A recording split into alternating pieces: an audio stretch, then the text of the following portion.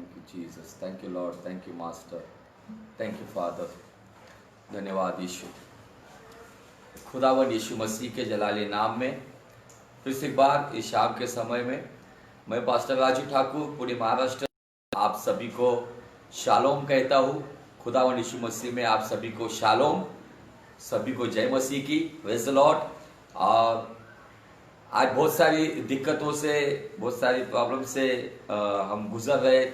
बिजली जा रही है और बिजली ना रहने की वजह से थोड़ा सा नेटवर्क का भी प्रॉब्लम है। उसी के साथ साथ जो भी रिकॉर्डिंग का इशू है लाइव आने का, वो भी थोड़ा सा डल चल रहा है। तो शायद बीच बीच में अगर कुछ प्रॉब्लम है, संपर्क टूटेगा, तो आप टेंशन मत लेना, हम फिर से जुड़ेंगे। और निश्चित परमेश्वर आज भी आपको आज के कलाम के द्वारा विशेष आशीषित करेगा। और चलते हम आज आराधना में, आराधना के गीत गाकर हम आज के वचन में चलेंगे। और हमने जो विषय चुना हुआ है वेदी का महत्व, और हम अब्राहम की वेदी के बारे में हम आज अध्ययन कर रहे। कल से जो 5वां या 6ठा भाग पड़ेगा, ये हम लोग कंटिन्यूसली इन वचनों के ऊपर अध्ययन कर रहे।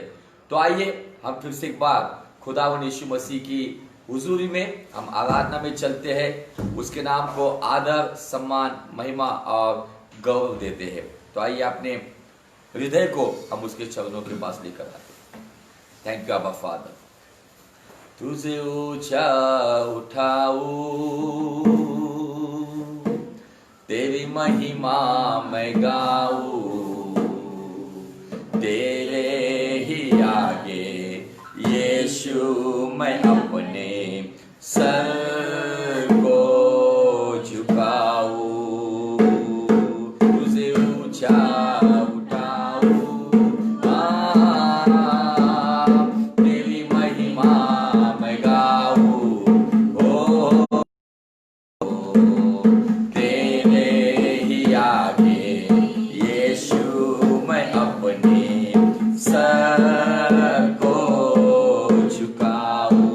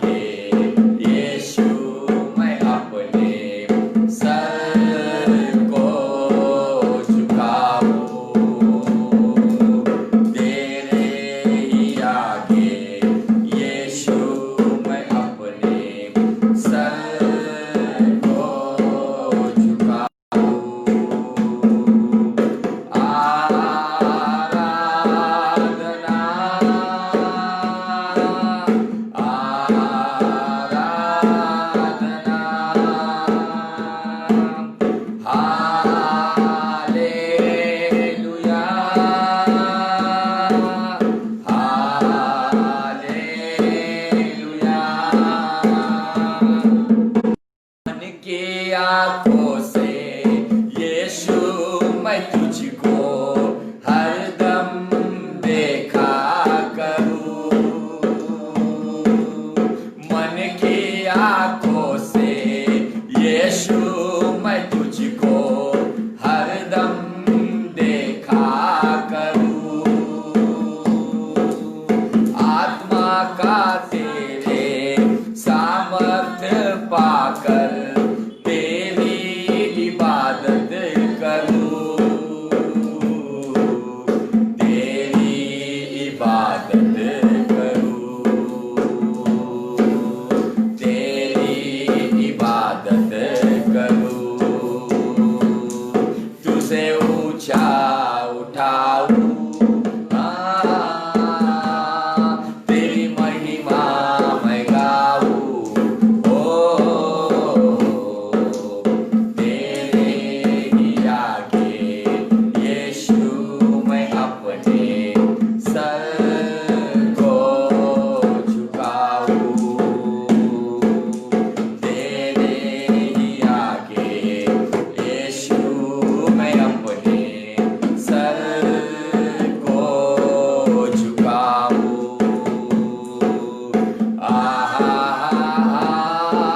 हालेलुया, हालेलुया, हालेलुया,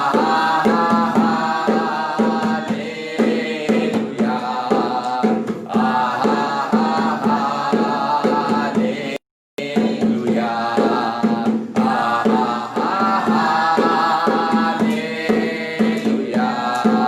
हालेलुया,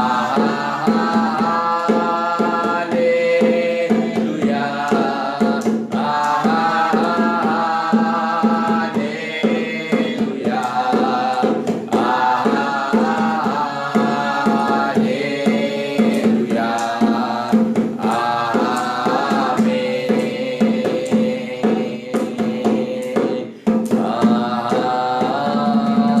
आमीन। प्यारे खुदावंद यीशु नासरी के नाम में फिर से एक बार समय में हम आपको तहे दिल से धन्यवाद देते हैं।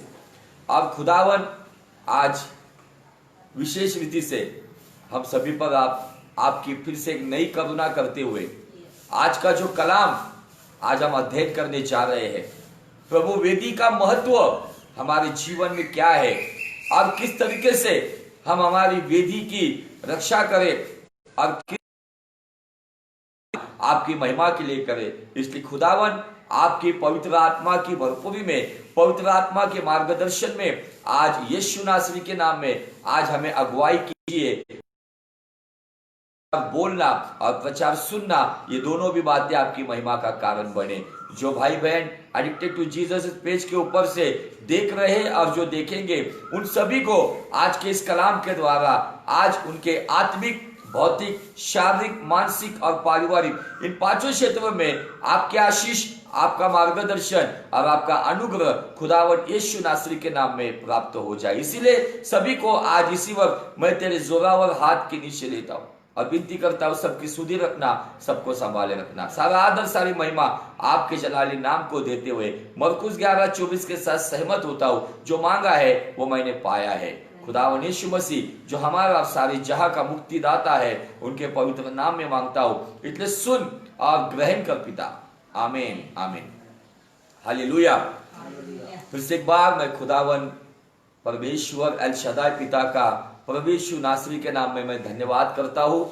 उसी के साथ साथ ये सुअवसर जो आज हमें इस पेज के ऊपर फिर से एक बार जो रेगुलरली हम जो समय के अनुसार यहाँ पर आकर सेवकाई कर रहे, ये सुअवसर हमें दिया गया है। इसलिए हम पास्टर प्रिंस, इनका भी हम धन्यवाद देते हैं, उनकी सारी टीम का धन्यवाद देते हैं कि जो अच्छी तरीके से इस पेज को चला रहे हैं, सेवकाई में बढ़ रहे हैं और अलग अलग सेवक और सेविका आराधना, वचन और प्रार्थना के द्वारा हम सभी को इस लॉकडाउन में आशीषित कर रहे हैं। तो सारा आदर हम साथ जो भाई बहन अभी मुझे देख रहे हैं सभी का धन्यवाद देता हूं और विश्वास करता हूं कि जो कलाम आज मैं प्रचार करने जा रहा हूं, वो कलाम पवित्र आत्मा की अगुवाई में यीशु नासरी के नाम में आपके जीवन में, जीव शरीर आत्मा में आशीष का और उसकी बहुतायत का, अनुग्रह का कारण बने।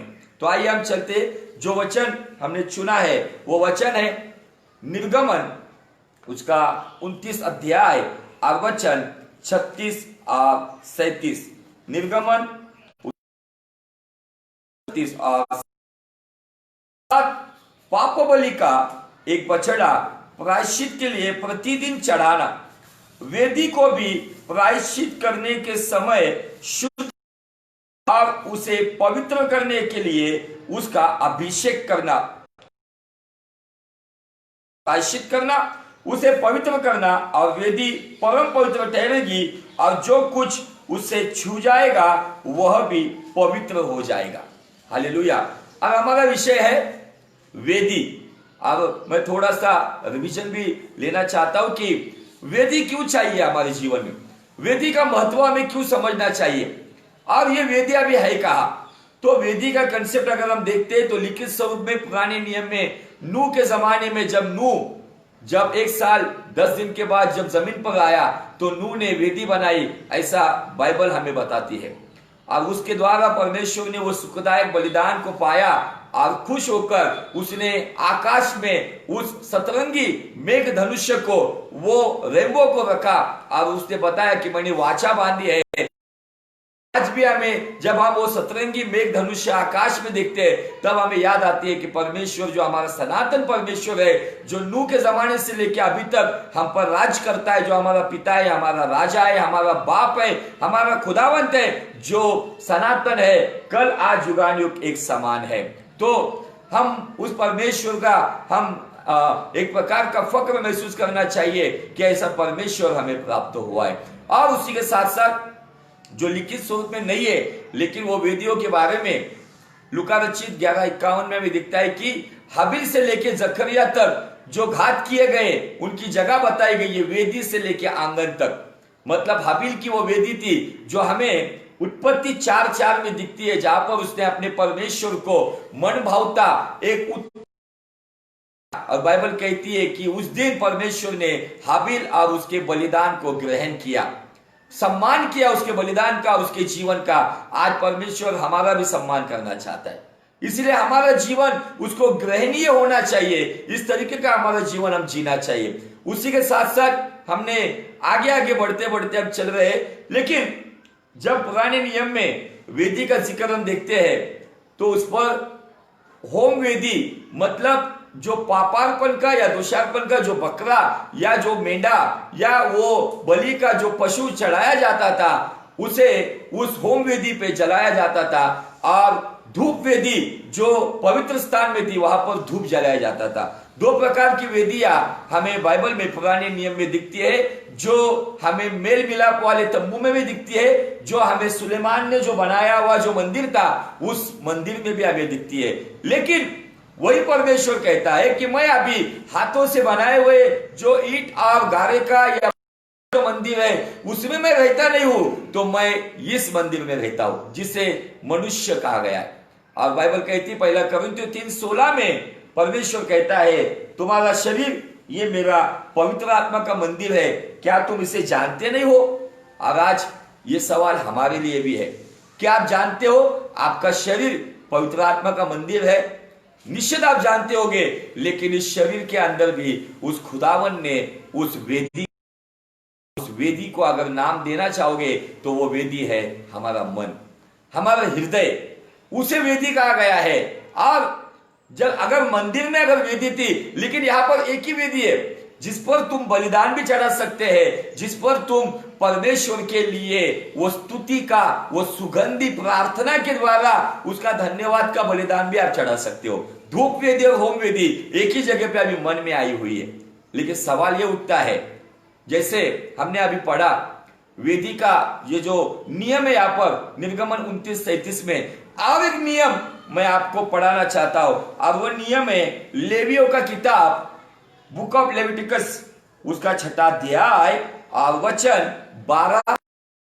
हम पुराने नियम की बातों को लेकर, आज बहुत सारे लोग पुराने नियम की बातों को, वचन को लेकर उसको प्रचार करते वक्त बहुत सारे लोगों को आदत लग गई है, वो कहते हैं कि ये प्रॉफिटिकल वचन है, लेकिन मैं इसको प्रॉफिटिकल नहीं कहूंगा, इसको हम चिन्ह के स्वरूप में, जैसे इब्रानी 10:1 में कहा गया है, व्यवस्था में छाया है और हमारे समय में अस्तित्व है। तो व्यवस्था में जो छाया हमें दिखती है, जो वस्तु स्वरूप में है, लेकिन नए नियम द्वारा, यीशु मसीह के बलिदान के द्वारा, उसके नए नियम के नई वाचा के द्वारा हमारे जीवन में उसका अस्तित्व आया है। तो अस्तित्व को हमें छाया के साथ जोड़कर देखना चाहिए, छाया सही है या अस्तित्व सही है। आज हमें यह अपने जीवन को टटोलना होगा। तो यहाँ पर जो पहला वचन हमने निर्गमन 29:37 पढ़ा, वहां पे हमें दिखता है वेदी का शुद्धिकरण, वेदी का शुद्धिकरण, जिसके लिए प्रतिदिन एक बकरे को वहां पे मारा जाता था, उस बकरे का लहू उस वेदी के ऊपर छिड़का जाता था, उस वेदी को अभिषेक किया जाता था, वो मसाले का जो तेल बनाया जाता था, उस सुगंधित तेलों से उसे अभिषेक किया जाता था, उसे शुद्ध किया जाता था, पवित्र किया जाता था। इस वेदी का शुद्धिकरण दिखता है, लेकिन उस वेदी के ऊपर फिर आग के बारे में बताया गया है। तो वहां पे आग का भी एक नियम हमें दिखता है, वो नियम को हम पढ़ेंगे। लेवीय व्यवस्था का 6वां अध्याय वचन 12 और 13, वेदी पर अग्नि जलती रहे। क्या जलती रहे? वेदी पर अग्नि जलती रहे और कभी बुझने ना पाए। वो अग्नि वेदी के ऊपर लगातार जलती रहनी चाहिए। आगे दिया है, और याजक प्रतिदिन भोर को उस पर लकड़ियां जलाकर होम बलि के टुकड़ों को उसके ऊपर सजा कर धर दे और उसके ऊपर मेल बलियों की चर्बी को भी जलाए। मेल बलियों की चर्बी को, मतलब जो पशुओं को बलिदान किया जाता था, उसको, उसकी चर्बी को निकाल लिया जाता था। उस चर्बी का सुगंधित बलिदान बोलकर उस वेदी के आग के ऊपर जलाया जाता था। फिर अभी यहां पर जो ये दो बात है, वेदी के ऊपर आग है और उस आग में बलिदान को भस्म किया जाता था। अब उस बलिदान में उस पशु का, उस जानवर का, उसका मांस भी जलाया जा रहा है और उसके साथ स्पेशली चर्बी जलाई जा रही। हालेलुया। ये चर्बी और ये जो बलिदान और आग यहां पे दिया है लगातार। अभी लगातार की बात हम देखते हैं, तो क्या हमारी मन की वेदी केवल संडे को उसके ऊपर आग जलती है या रोज उसके ऊपर आग जलती है? इस मन की वेदी में आज वो पवित्र आत्मा की आग जल रही है क्या? कौन सी आग जला रहा हूं मैं मेरे अंदर? मेरे अंदर आज कौन सी आग है? ये मुझे आज अपने व्यक्तिगत जीवन में मुझे और आपको जांच करनी होगी कि मेरे भीतर, मेरा शरीर मंदिर तो है, मेरे भीतर मन की वेदी तो है, लेकिन क्या मेरे मन की वेदी के ऊपर योग्य आग जल रही है या योग्य बलिदान चढ़ाया जा रहा है? आज यहां पे एक बात दिखती है हमें, बलिदान, आग और बलिदान का एक विशेष स्वरूप दिया है, चर्बी।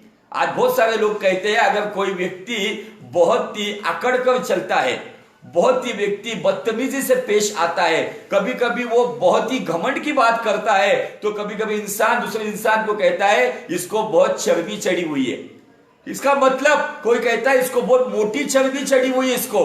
अब ये चर्बी का एग्जाम्पल देकर क्या कहा जाता है कि इस व्यक्ति के अंदर कुछ गलत स्वभाव है, इस व्यक्ति के अंदर कुछ गलत बातें हैं। आज मुझे आपको बताना है, अगर तुम्हारे और मेरे जीवन में अगर ऐसी कुछ गलत बात है, तो मन की वेदी के ऊपर पवित्र आत्मा की आग और वचन की आग में इस चर्बी को, इस गलत स्वभाव को, ये परमेश्वर को पसंद ना आने वाली बातों का आज हमने हमारे जीवन में दिन प्रतिदिन हमारे जुबान से हुए पाप, हमारे आंखों में आई हुई चर्बी, कभी कभी आंखों में, कभी इसके आंख में बहुत चर्बी चढ़ी हुई है, ऐसी बात की जाती है। कभी कभी हमारे जीवन में हम परमेश्वर, कभी कभी हम दैहिकता में, हम शारीरिक स्वरूप में इतना चलते हैं कि कभी कभी हम परमेश्वर से दूर चले जाते हैं। तो अजीजों, आज आपके शरीर रूपी मंदिर में, वो मन की वेदी के ऊपर आज परमेश्वर की वचन की आग, पवित्र आत्मा की आग में आपकी वेदी के ऊपर एक योग आग आज लेकर आओ। एक गहन पश्चाताप के द्वारा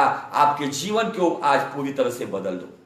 यहां पे पुराने नियम में वेदी का शुद्धिकरण का नियम हमें दिखता है, और दूसरी बात हमें दिखती है कि वहां पर बलिदान। और आगे मैं पढ़ना चाहता हूं 13 वचन, वेदी पर आग लगातार जलती रहे, वह कभी बुझने ना पाए। कहां पर? वेदी पर। यह पुराना नियम का छाव हमें बता रही है, छाया। लेकिन नए नियम में तुम्हारे और मेरे भीतर अगर से केवल अन्य भाषा बोलने से इसका मतलब यह नहीं कि वो आग जल रही है। मैं कितने तो भी लोगों को जानता हूं या कितने लोगों का एग्जाम्पल ले चुका हूं, इसी मुंह से अन्य भाषा बोलने वाले इसी मुंह से गंदी गंदी गालियां भी बकते हैं। आज ये कई कई जगह पर बनावटी आग जल रही है, डुप्लीकेट फायर, परमेश्वर को पसंद ना आने वाला फायर। आज मुझे आपको बताना है, हमारे भीतर उस खुदावन ने डुप्लीकेट आत्मा नहीं दिया है, हमारे अंदर उस परमेश्वर ने वो बनावटी आत्मा अपने पुत्र के नाम से भेजा हुआ, जिसे दूसरा कैवारी कहा गया है, जो मददगार है हमारा, जो सामर्थ देता है, जो हमें यीशु के चरणों के पास लेके जाता है, जो हमें यीशु के स्वभाव में ढालता है। हमारे भीतर वो पवित्र आत्मा की आग है। वो आग हमारे जीवन में इस जुबान से शाप और इसी जुबान से आशीष नहीं बोलती है, तो इस जुबान को कंट्रोल में रखती है। आज बहुत सारे लोगों के जीवन में, इसीलिए जब कुछ शास्त्री और फरीसी यीशु मसीह के पास आए और उन्होंने यीशु मसीह से शिकायत की और कही, अरे गुरु तेरे चेले तो बिना हाथ मुंह धोए खाना खाते। यीशु मसीह के चेले भी बहुत भारी थे। कभी कभी हमारे बच्चे भी ऐसे करते हैं। अभी तो बहुत ध्यान दिया जा रहा है, अच्छे से हाथ धो लो, सैनिटाइज करो हाथों को, फिर खाओ। यहाँ वहां पर जाकर आते हो, किसी जानवर को हाथ लगाते हो, किसी चीज को हाथ लगाते हो। अब ये सवाल शास्त्री फरीसियों ने यीशु मसीह को कहा कि तेरे चेले अपने हाथों को सैनिटाइज नहीं करते। तब यीशु मसीह ने क्या जवाब दिया है? मनुष्य के पेट में जो जाएगा वो शौचकूप से बाहर निकल जाएगा, लेकिन जो अंदर से बाहर आएगा वो उसके शरीर को भ्रष्ट कर देगा। अब वो अंदर की बातों के बारे में यीशु मसीह ने कहा, हर एक प्रकार की पाप। आज उन पापों के बारे में अगर हम देखेंगे तो वह पापों को मैं वो गलत आग कहता हूं। एक आग के बारे में, अगर वेदी है तो वेदी के ऊपर मेरा शरीर उसका मंदिर है, मैंने उद्धार पाया है, मेरे आत्मा का उद्धार हुआ है। लेकिन सवाल यह उठता है, क्या मेरे मन का उद्धार हुआ है? मेरे आत्मा का उद्धार हुआ है यीशु? सवाल यह उठता है अजीजों, क्या तुम्हारे और मेरे मन का उद्धार हुआ है? क्या तुम्हारे और मेरे मन का नवीनीकरण हुआ है? यह आज बहुत गहन सवाल है हमारे सामने। ये लॉकडाउन का समय दिया गया है, जैसे परमेश्वर सारी प्रकृति को, इस कायनात को परमेश्वर चंगा कर रहा है। सारी कायनात अभी चंगी हो रही है, नदी नाले चंगे हो रहे, नदी नालों की सब गंदगी चली जा रही है, हवाओं में एक अच्छी सी महक आ गई है, पोल्यूशन चला गया है, पहाड़ों पे हरियाली आ गई है। पहले बारिश के लिए दुआ की जाती थी, लेकिन बारिश अभी 1 जून को ही आया है। पहले जानवर दिखाई नहीं पड़ते थे, जानवरों की आबादी बढ़ गई, जानवर आज इंसानों की बस्ती तक आ रहे हैं। आज हम देखेंगे सारी कायनात जो जगह जगह पर जो बीमार थी, परमेश्वर ने इस लॉकडाउन में क्या किया है, उसकी कायनात को भी चंगा किया है और हमें अपने घर में बिठाकर हमें सोचने पे मजबूर कर रहा है, क्या तुम्हारे भीतर आग जल रही है? क्या तुम्हारे भीतर आपने जलाई हुई वो आर्टिफिशियल आग जल रही है? हम देखते हैं कुछ चित्रीकरण में, कुछ फोटोग्राफी में नकली आग होती है, लेकिन मानो उस फोटोग्राफी में ऐसा लगता है कि वो असली आग है। आज बहुत सारे लोग ऊपर से दिखाते हैं कि, लेकिन उनका जीवन अलग होता है। मुझे आपको बताना है, आपके भीतर अगर उस अच्छे परमेश्वर की अच्छी आग है तो हमारी जुबान से वही बात आनी चाहिए। निश्चित गुस्सा करने की परमेश्वर परमिशन देता है, गुस्सा कर लेकिन पाप मत कर कहा गया है। हमें गुस्सा करने के लिए बताया, लेकिन पाप नहीं करने की हिदायत दी गई है। लेकिन कभी कभी इसी गुस्से का परिवर्तन गालियों पे हो जाता है और फिर हाथापाई पे निकल आ जाते हैं। वो आग गलत आग है। यहाँ पे बताया गया है, वेदी के ऊपर की आग बुझने ना पाइए, लगातार वो आग जलनी चाहिए। आज तुम्हारे शरीर रूपी मंदिर में, मन रूपी वेदी के ऊपर, क्या वो आग पवित्र आत्मा की जल रही है या शारीरिक बातों की आग जल रही है, जिसे अशास्त्र अग्नि कहा जाता है?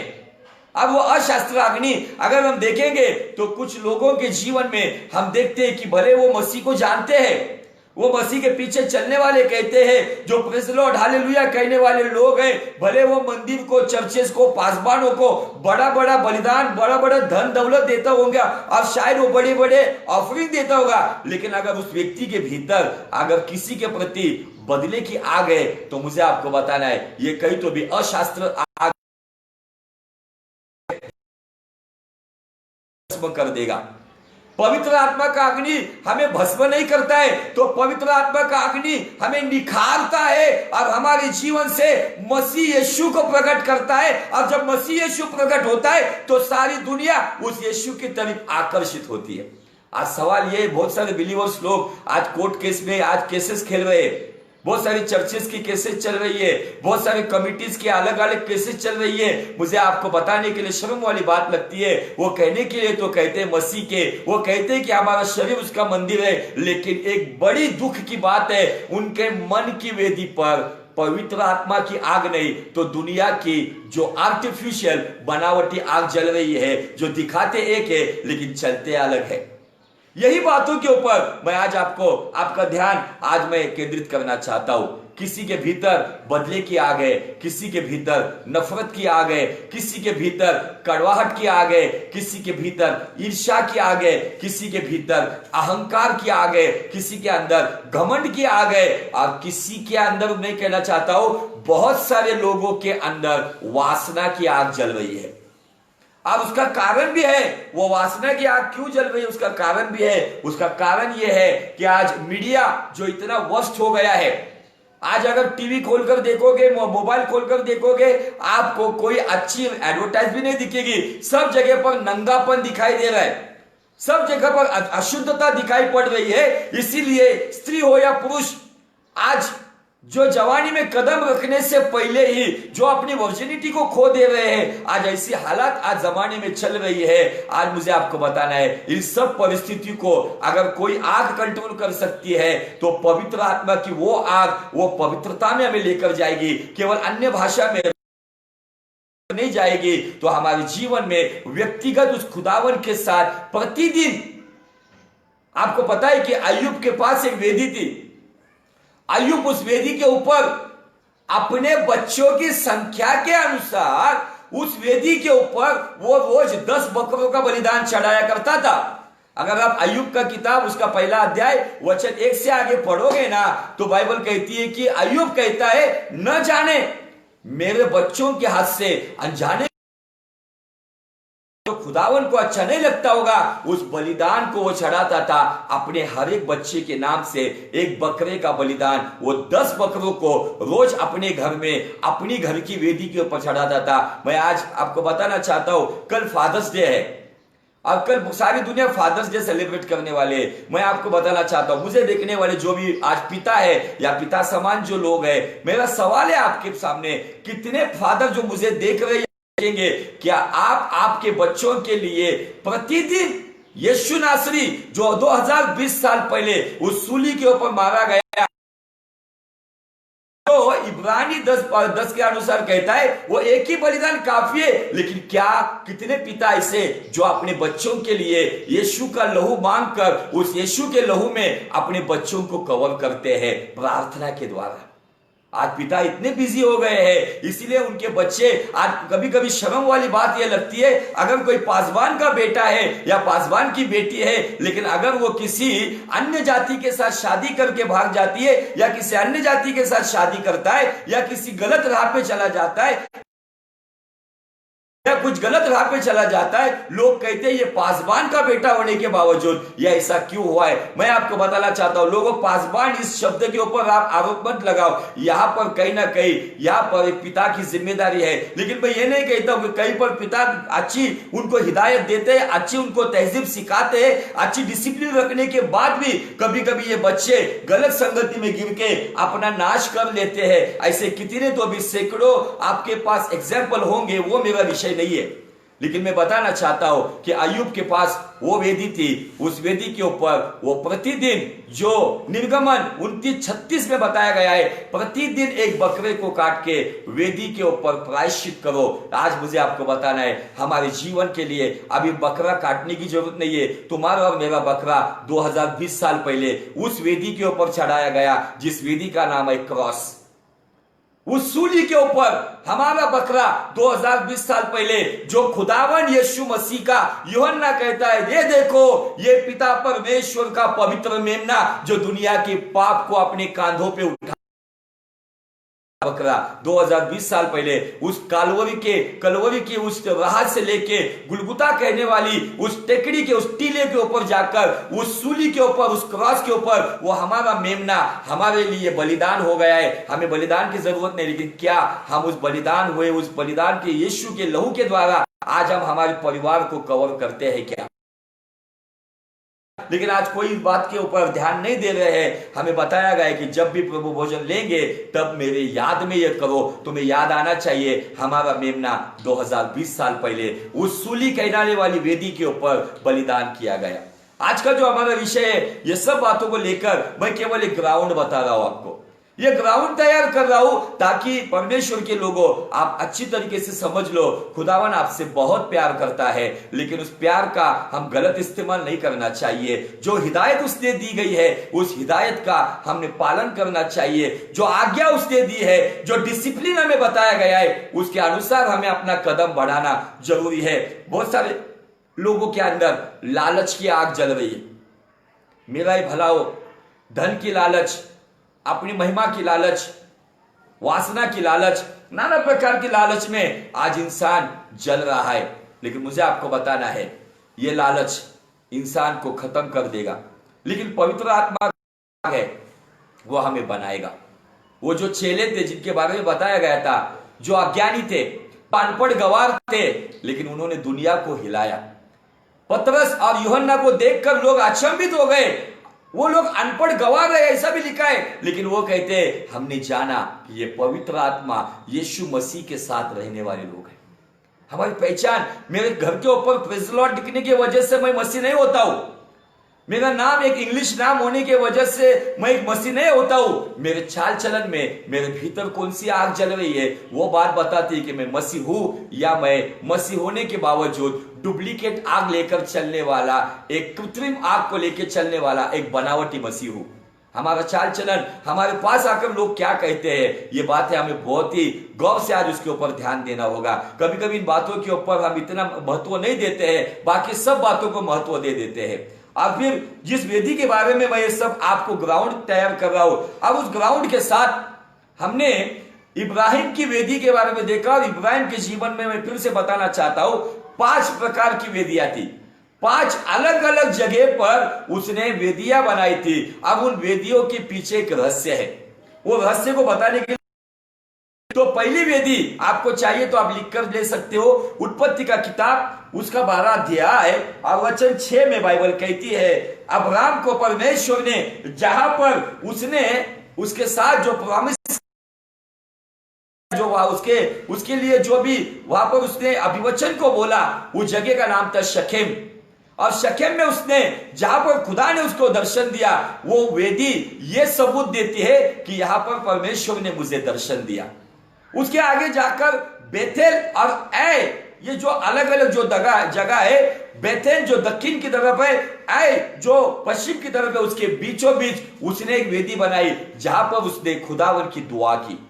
उसके आगे ये उत्पत्ति 12:8 में, उसके आगे जब लूत से अलग होने के बाद, लूत उसका अजीज था, उससे अलग होने के बाद इब्राहिम वहां से हेब्रोन में गया। और बाइबल कहती है हेब्रोन में उत्पत्ति 13:18 में बाइबल कहती है कि उसने बेथेल का तंबू उखाड़कर उसने हेब्रोन में लगाया, हेब्रोन में भी वेदी को बनाया। होता है इंटिमेसी विद गॉड, खुदा के साथ गहरी दोस्ती। दर्शन हमें शकेम में दिखता है, बेथेल मतलब खुदा का स्थान, लेकिन हेब्रोन में उसने खुदा के स्थान को अपनी दोस्ती का स्थान बनाया। फिर उसके आगे हमने देखा कि वहां से आगे फिर लूत का वहां पे हम स्टोरी देखते हैं। उसके बाद वहां पे सदोम गमोर का नाश हो गया। सदोम गमोर का नाश होने के बाद हम देखते हैं कि वहां से आगे अब्राहम, वहां से आगे गरार में शू और कादेश के रास्ते से गरार में पलिस्तियों का देश अबीमेलेक नाम का राजा था, उसके देश में जाकर रहने लगा। अब वहां पे जाकर जैसे उसने रहना शुरू कर दिया, अब वहां पे जाकर कुछ जो अपनी पत्नी को बहन बताया, ये सब बातें आपको पता है, आप बाद में पढ़ सकते हो। वहां पर अबीमेलेक ने जाना, अबीमेलेक के लिए अब्राहम ने गरार में प्रार्थना की थी और अबीमेलेक के घराने में, अबीमेलेक के दास दासियों में उनके जितने भी स्त्रियां थी उनकी कोख को यहोवा ने बंद कर दिया था, वो बांझ थे। और परमेश्वर ने कहा कि अबीमेलेक तू अगर अब्राहम से दुआ करके लेगा तो, और जब अब्राहम ने अबीमेलेक के लिए दुआ की तो बाइबल कहती है कि वहां पर सारे देश में सबको बच्चे हो गए और सबको मेल बच्चे हो गए, पुरुष संतान हो गए। अब ये देखने के बाद अबीमेलेक को समझ में आया कि अरे ये व्यक्ति, क्योंकि अबीमेलेक को परमेश्वर ने दर्शन दे के कहा था कि इब्राहिम जो है वो मेरा नबी है, ही इज अ प्रॉफिट।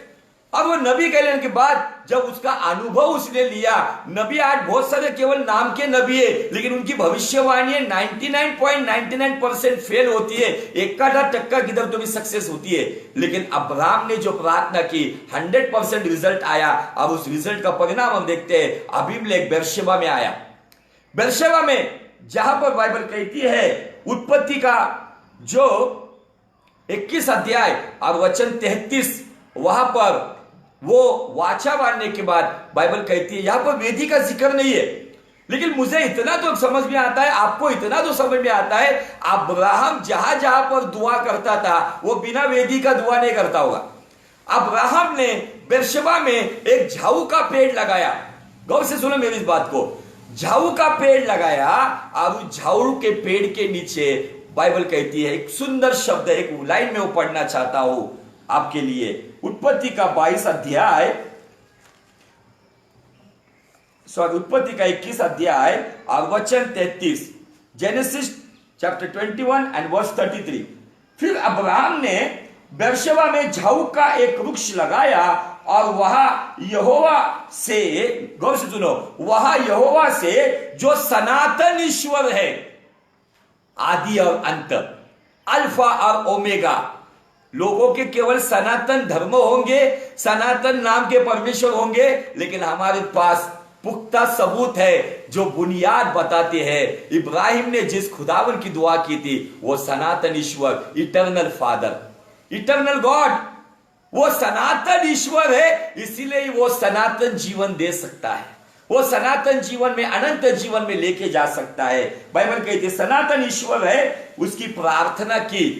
और अगर आप इस विषय को गौर से अगर देखेंगे, ये बेर्शेबा का वही जंगल है, ये झाऊ का वही पेड़ है जहां पे जब इलिया एक दिन पहले इजबेल रानी के सारे याजकों को खत्म करता है, स्वर्ग से अग्नि लाता है, और इजबेल रानी जब उसे धमकी देती है, जब उसको उस धमकियों के द्वारा एलिया भागकर जाता है, बाइबल कहती है कि बेर्शेबा के जंगल में इलिया झाऊ के पेड़ के नीचे निराश होकर सो गया।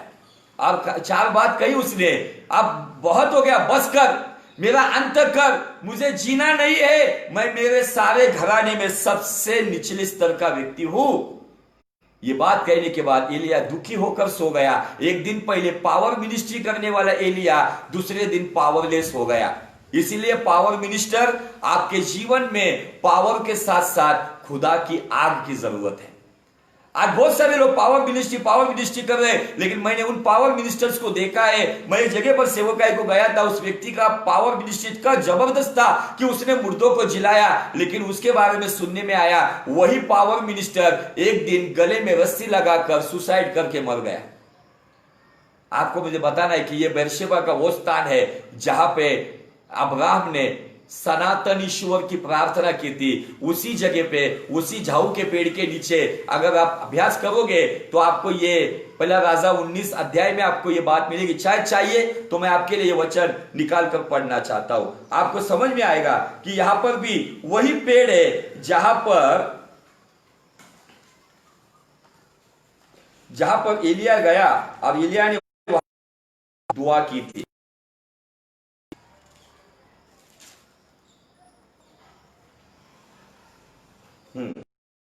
19:4, परंतु वह स्वयं जंगल के एक दिन के मार्ग पर जाकर झाऊ के पेड़ तले बैठ गया। अभी जंगल कौन सा था, मैं 3 वचन से पढ़ता हूं। तब देख एलिया अपना प्राण लेकर भागा और बेर्शेबा के यहूदा के बेर्शेबा को पहुंचकर अपने सेवक को वही छोड़ दिया, परंतु वह स्वयं जंगल में एक दिन का मार्ग जाकर एक झाऊ के पेड़ के तले बैठ गया। वहां उसने कहा कि उसने अपनी मृत्यु मांगी और यहोवा से कहा, बस हो गया, मेरा प्राण ले ले, क्योंकि मैं मेरे पुरखाओं से अच्छा नहीं हूं। झाऊ के पेड़ के तले लेटकर वो सो गया और देखो दूत ने उसे छूकर कहा, उठकर खा। हालेलुया। ये वही झाऊ का पेड़ है जहां पर इब्राहिम ने सनातन ईश्वर की दुआ की थी। उस झाऊ के पेड़ के नीचे उसने उस यहोवा की प्रार्थना की वेदी की थी। बेर्शेबा का मतलब है वाचा।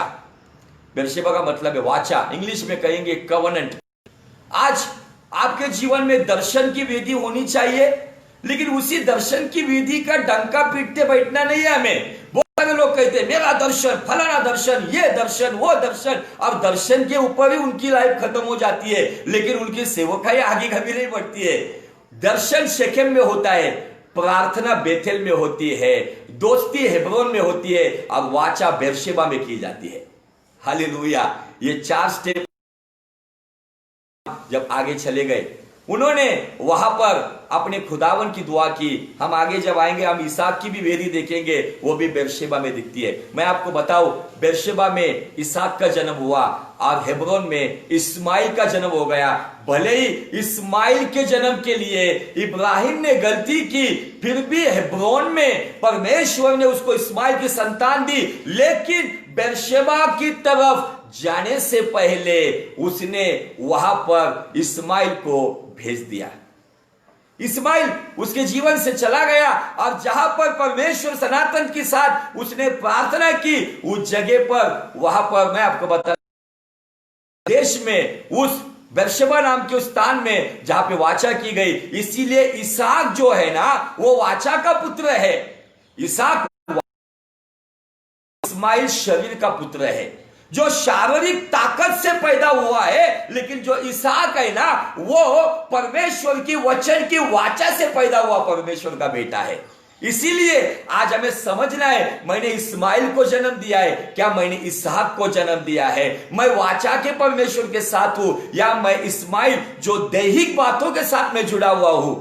ये बहुत गहरा विषय है, बहुत कम समय कम है, उसमें मैं गहरी बातों की ओर लेकर जा रहा हूं आपको।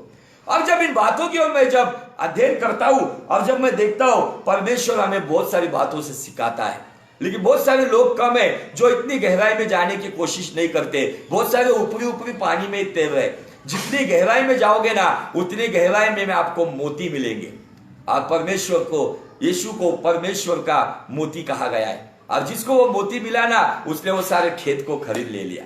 हालेलुया। और जब इस वेदी के ऊपर उसने वाचा बांधी के बाद, जब हम देखते हैं परमेश्वर का अजीज इब्राहिम, वहां से आगे बाइबल कहती है, जब उसने वहां पर वाचा बांधी, और वाचा बांधने के बाद उसने परमेश्वर ने उसकी परीक्षा ली। परमेश्वर ने इब्राहिम की परीक्षा ली। वो परीक्षा लेने के दौरान हमने परसों जो एक वर्ड के ऊपर बहुत अध्ययन का रहस्य, कुछ लोगों को कंफ्यूजन रहेगा कि ये वर्ड का ऐसा ही रहस्य क्यों है। उत्पत्ति का 22 अध्याय और वचन 1 से लेके आगे, इसका जो हेडिंग है, अब्राहम के परीक्षा में पढ़ने का वर्णन। बाइबल कहती है, इन बातों के पश्चात ऐसा हुआ कि परमेश्वर ने अब्राहम से यह कहकर उसकी परीक्षा की, हे अब्राहम कहने के बाद वहां पे अब्राहम ने उससे कहा, देख मैं यहां हूं। अगर आप थोड़ा सा पीछे जाओगे, जब अब्राहम 99 साल का था, तब भी परमेश्वर ने कहा, हे अब्राहम। लेकिन बाइबल कहती कि वहां पर इब्राहिम ने कभी यह नहीं कहा, हे परमेश्वर मैं यहां पर हूं। थोड़ा सा मैं पीछे लेकर जाता हूं आपको, 17 अध्याय का 1 वचन। वहां पर भी उसने 99 वर्ष का था, तब दर्शन देकर कहा, मैं सर्वशक्तिमान ईश्वर हूं। लेकिन वहां पे इब्राहिम ये नहीं कहते कि प्रभु मैं यहां पर हूं। उसके बाद 15 अध्याय में वहां पर भी परमेश्वर उसको अब्राहम बोल के बोलता है। अब्राहम नहीं, वहां पर भी अब्राहम वहां भी ये नहीं कहता है मैं यहां पर हूं, लेकिन मैं जब इस वचन के पास आता हूं, इब्राहिम को कहने की नौबत क्यों आई कि खुदावन मैं यहां पर हूं। अब पर सवाल यह आता है, यही परमेश्वर हाजिरा के साथ जंगल में भेज देता है, उसको घर से निकाल देता है, बेदखल कर देता है, और ये यही परमेश्वर जिसने वाचा की संतान उसको दी है, उस वाचा की संतान को बलिदान में क्यों मांग रहा है? ये सवाल खड़ा होता है। तो उसका सवाल का जवाब एक ही है। जब ये वचन को पढ़ेंगे तब आपको उसकी लिंक लगेगी। इसी उत्पत्ति का 21 अध्याय और वचन 7 से लेके हम आगे पढ़ेंगे। फिर उसने यह भी कहा, अब्राम ने, क्या कोई अब्राम से कह सकता है कि सारा लड़कों को दूध पिलाएगी? पर देखो, मुझसे बुढ़ापा, उसके बुढ़ापे में एक पुत्र उत्पन्न हुआ, वो लड़का बड़ा और उसका दूध छुड़ाया गया, और इसहाक के दूध छुड़ाने के दिन अब्राम ने बड़ा भोज दिया। और जैसा अब्राम का ये बड़ा भोज हो गया, उसके बाद तुरंत ही वहां पर हाजिरा और इस्माइल को वहां से हकल दिया गया, उनको भेज दिया गया। उनका कोई संबंध नहीं रखा, उनको कहा हमारा कोई रिश्ता नहीं है। हाजिरा को और इस्माइल को भेज दिया गया। लेकिन इन वचनों के द्वारा हमको क्या समझ में आता है? इन वचनों के द्वारा हमें समझ में आता है, जब इस्माइल पैदा होने से पहले, इसहाक पैदा होने से पहले, अब्राम ने जब उस कसदियों के देश में, ऊर नाम के उस गांव में, जब उसने परमेश्वर की आवाज सुनी, उस आवाज को सुनकर वह अपने परिवार को लेकर वहां से निकल पड़ा। अब्राम शेखेम की वेदी पर उसका दर्शन पाता है, वही अब्राम बेतेल की वेदी पर उससे दुआ करता है, वही अब्राम हेब्रोन में उसके साथ गहरी दोस्ती करता है। और ये वही अब्राम है जो दोस्ती करने वाला अब्राम, जब वो गरार में अबीमेलेक के वहां पर आया, वहां पे इसहाक का जन्म हो गया। इसहाक का जन्म होने के पहले अब्राम और खुदा की जो गहरी दोस्ती थी, जो भी उनकी संगति थी, वो ऐसे बुढ़ापे का पुत्र उसे मिल गया। उस दिन से मुझे आपको बताना है, अब्राम अपने इसहाक को अपने बाहों में लेकर चिपका रहता था। परमेश्वर हर समय के अनुसार अब्राम को आके आवाज देता होगा। अब्राम को वो कड़ी धूप में आवाज देने वाला, रात के समय तारे दिखाने वाला परमेश्वर उसको आवाज दे दे के चला जाता होगा। आज कहेंगे कि इसका ये लिखा हुआ नहीं है, लेकिन ये प्रकाशन है। इस प्रकाशन को समझने के लिए आपको खुदावन के साथ उतना गहरा रिश्ता करना होगा। कितने बार अब्राम को परमेश्वर ने आवाज दिया होगा, लेकिन परमेश्वर की आवाज अब्राम तक सुनाई नहीं गई। कभी कभी हमारे जीवन में यही बात होती है अजीजों। हम हमारा इसहाक का मतलब खुशी, जब हम पहले कुछ लोग बच्चे नहीं है, मेरे परिवार, मेरे मिनिस्ट्री में बहुत सारे लोगों को मैंने देखा है जिनको बच्चे साल से बच्चे नहीं थे, तब तक वो लोग है ना कंटिन्यूसली प्रार्थना में आते थे, बाइबल स्टडी में आते थे, उपवास प्रार्थना में आते थे, संडे की कलीसिया को बिफोर टाइम पहुंचते थे। इतना परमेश्वर से प्यार करने वाले लोग, जब उनको उनकी खुशी मिली, जब उनको उनका बच्चा मिला, तो अब उनको भी मैंने देखा है, जो उनका बच्चा होने के बाद अभी वो कारण क्या देते पता है? बच्चों के वजह से हम समय पर आ नहीं सकते, बच्चों के वजह से हम चर्च आ नहीं सकते, बच्चों के वजह से मुझे अभी जमता नहीं है पास्टर जी। आज बहुत सारे लोग अपने अपनी खुशी लेकर, कुछ लोग अपने आशीष को लेकर गायब हो जाते हैं, आशीष को ही चिपके रहते हैं, प्रार्थना करते, प्रभु मुझे बाइक दे दे, प्रभु मुझे बाइक दे दे, प्रभु मैं साइकिल पे चला चला के थक गया हूं, मुझे बाइक दे। परमेश्वर बाइक देता है। बाइक लेने के बाद वो व्यक्ति कभी कभी संडे चर्च को आने से अच्छा उसी बाइक से वो कहीं पर घूमने चला जाता है। कोई कार मांगता है, उसी कार को लेकर परमेश्वर की हुजूरी में आने से अच्छा वो कहीं पर घूमने चला जाता है। कई धन दौलत मांगते हैं, लेकिन वही धन दौलत उन्हें परमेश्वर से दूर लेके जाती है। इसहाक होने से पहले परमेश्वर का दास इब्राहिम खुदा को कभी ये नहीं कहा कि मैं यहां पर हूं। वो डायरेक्ट खुदा बोलता था और वो सुनता था, उसे ये कहने की जरूरत नहीं थी। उसे वहां पर ये इब्राहिम के पास जब खुदावन आता है और कहता है इब्राहिम, तब इब्राहिम कहता है प्रभु मैं यहां पर हूं। मेरा टॉपिक एक्चुअली टाइम के अनुसार खत्म हो रहा है। अब जब परमेश्वर ने, बाइबल कहती है वहां पर 22 अध्याय, ये 5वीं वेदी है, उत्पत्ति का 22 अध्याय ये इब्राहिम की 5वीं वेदी है। लेकिन इस वेदी के ऊपर परमेश्वर ने उसको लगातार नहीं रखा, एक ही बार वो वेदी पर गया। अब उस वेदी का नाम है यहोवा जायरा, यहोवा यीरे। उस वेदी को खुद अब्राहम ने अपने दिल पे पत्थर रखते हुए, अपने दिल पर, अपनी जान पर पत्थर रखते हुए उसने उस वेदी को बनाया। जब उस वेदी को बना रहा था ना, वो एक एक पत्थर को रच रहा था ना, मुझे ऐसा दिखता है वो पत्थर जमीन पर नहीं थे, वो सारे पत्थर अब्राहम के दिल के ऊपर थे। अब्राहम एक एक पत्थर को रखते वक्त इसहाक का बचपन याद करता होगा, मेरा इसहाक कैसा जन्म लिया, मैंने बड़ा याद करते वेदी बनाई, फिर उसके ऊपर लकड़ी लगाई और उस जमाने में उस वक्त उसने उस मोरिया पर्वत के ऊपर उस वेदी को बनाया। ये बहुत गहरा राज इस वेदी के ऊपर है, जिसे हम अगले शनिवार को देखेंगे।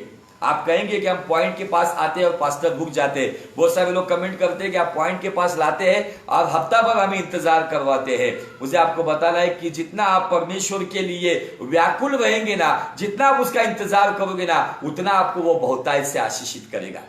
अगर आपको इजीली प्राप्त हो जाएगा ना, आपको उसकी अहमियत या उसकी कीमत नहीं समझेगी। इसीलिए आजकल के बच्चों को जो भी इजीली प्राप्त हुआ है ना, इसीलिए उनको उन बातों की कीमत नहीं है। जब हम खुद सैक्रिफाइस करते ना, इस वेदी को मैं और एक नाम देना चाहता हूं, ऑल्टर ऑफ सैक्रिफाइस, बलिदान की वेदी। इब्राहिम ने जो बलिदान दिया, वो बलिदान के बारे में खुद परमेश्वर कहता है कि इब्राहिम, तूने अपने इकलौते को भी मेरे लिए बचा के नहीं रखा, तो उसे बलिदान कर दिया। हालेलुया। थोड़ा सा यहां पे पढ़कर फिर मैं रुक जाता हूं।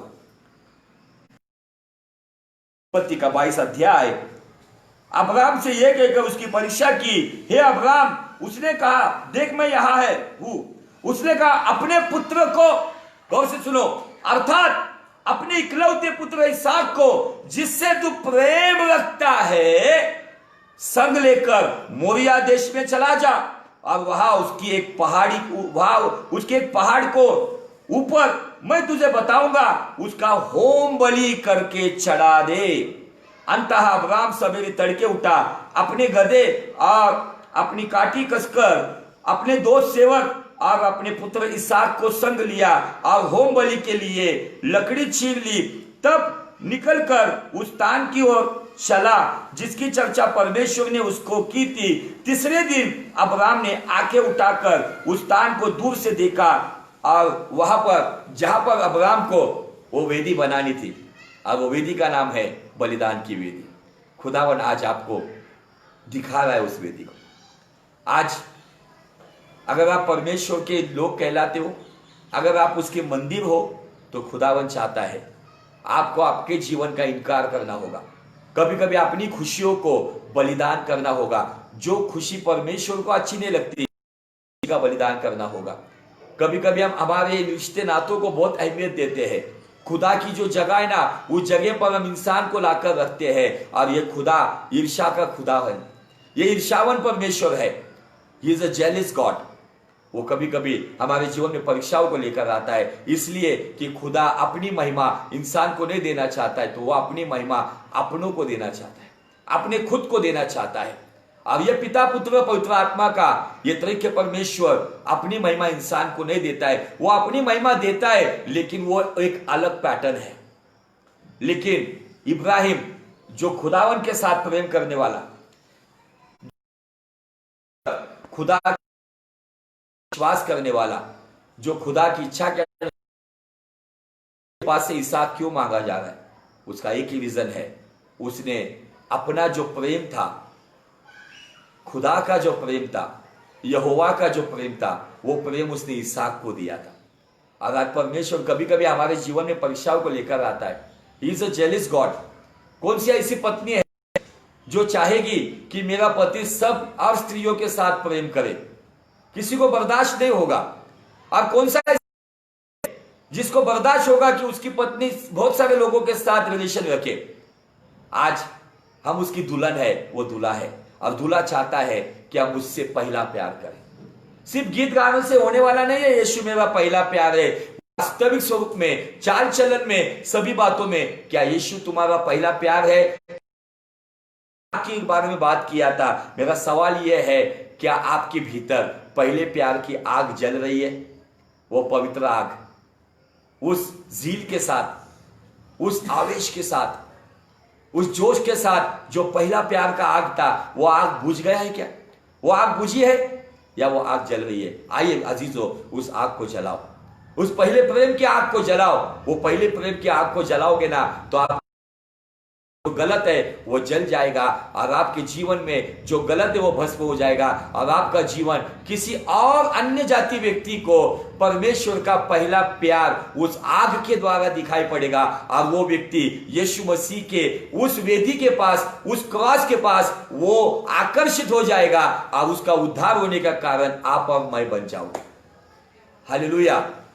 आज बहुत सारे लोग गले में क्रॉस लटकाते, बहुत सारे बिशप, आर्च बिशप, रेवरेंड बड़े बड़े क्रॉस अपने पेट के ऊपर, उनके आर्च बिशप उनके आर्च पेट के ऊपर लटकता है वो क्रॉस। ये क्रॉस नहीं चाहिए परमेश्वर को। आपके वेदी के अंदर वो क्रॉस है, आपके मन के अंदर वो क्रॉस होना चाहिए। आपका क्रॉस किधर होना चाहिए? ये हम लोग कभी हाथों पे गोंदते हैं कोई टैटू के द्वारा, लेकिन हमारे मन की वेदी में वो क्रॉस है, वो वेदी। इसलिए यीशु मसीह कहता है जो कोई मेरे पीछे आना चाहता है वो अपने आप का इनकार करे और अपना क्रूस उठाकर मेरे पीछे हो ले। अपना क्रूस, ये वेदी वाला क्रूस जो हमारे वेदी के अंदर, मन के अंदर है, उसके ऊपर जैसे पौलुस कहता है कि मैं मसीह के साथ सूली पर ठोक दिया गया हूं। ये अंदर मेरे जज्बातों को, परमेश्वर को अच्छी नहीं लगती उन बातों को, मेरी नफरत को, मेरी बदली की आग को करना है, तब जाकर ये मेरा जीवन खुदावन यीशु मसीह की ओर आकर्षित करेगा। आज बहुत सारे नामधारी मसीह मंदिर घूम रहे जो बीड़ी, सिगरेट, गुटखा, नाना प्रकार की नशीली बातें, व्यभिचार, सर्व प्रकार के जो भी अशुद्धता है उनमें जी रहे। इसीलिए आज मसीह लोगों के पास देखकर लोग मसीहा के पास नहीं आ रहे। इसका एकमेव कारण यही है कि आज बनावटी आग लेकर मसीह लोग जी रहे। जाग जाओ, एक सच्ची आग जो पवित्र आत्मा की आग, जो पहले प्यार की आग, वो उद्धार की आग को लेकर सारी दुनिया को हमें मसीह के पास लाना है। इस विषय को हम आगे बहुत बढ़ाएंगे, लेकिन मैं आज बताना चाहता हूं आपको कि हम सप्ताह में 2 दिन आ रहे थे, थर्सडे और सैटरडे, लेकिन अब इस थर्सडे कुछ मेरा बिजी शेड्यूल की वजह से मैं आ नहीं पाऊंगा। इसीलिए एवरी सैटरडे, हर शनिवार 6 से 7 हम इस एडिक्टेड टू जीसस इस पेज के ऊपर आएंगे। फिर भले ही लॉकडाउन खत्म भी हो गया तो भी मैं प्रॉमिस करता हूं आपके साथ कि इस पेज के ऊपर मैं सैटरडे को 6 से 7 आता रहूंगा। और ये इतना बड़ा विषय प्रभु ने मुझे दिया है ना, ये कम से कम 6 महीना चलेगा। इतना बड़ा विषय है जिसके द्वारा आप आशीषित हो जाओगे। प्रभु आपको आशीषित करे, आपके जीवन में बहुतायत से काम करे, आपका जीवन परमेश्वर की महिमा का कारण बने। May God bless you. Good night. Good night.